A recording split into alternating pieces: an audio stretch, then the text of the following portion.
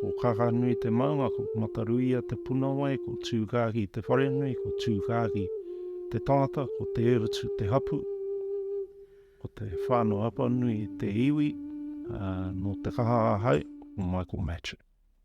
So I sort of began my journey on the east coast, or Eastern Bay of Plenty, in a little place called Te Kaha, where I was whānau or brought up by my grandparents until I left school.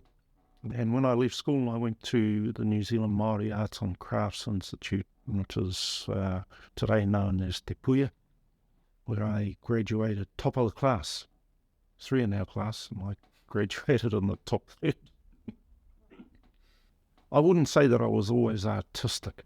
Even now I struggle to draw landscapes and people's faces and that kind of thing. I don't necessarily put in a lot of time with drawing on paper.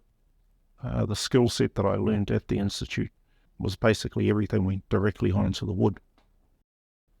There is this concept called hau, so the idea of breath, that everything is, whether animate or inanimate, has hau, like mauri, like a wairua, and that everything that comes into contact with that takes, not only imparts some of their own, but also takes some of the hau of that person or object. So like a wharenui or a mere, and then they take some of that onto the next contact, the next experience, and they impart some of that. So there is a whakapapa that has been laid down, a whakapapa of connection through association, right from my contact with Paki, Paki's contact with Pine, Pine's contact with Honi, either that school, Te Wānau Aotearoa through Paki, but those two brothers' connection back to Tāpirana and his vision. So all of this interconnectedness that comes forward and has this association with each other, even though those associations, well, that whakapapa might not be known by those ones at that time. So everyone is kind of sharing in that whakapapa.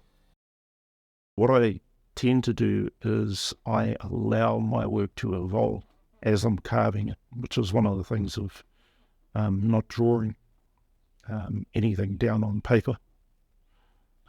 I don't stick to that plan. I have a template in my head.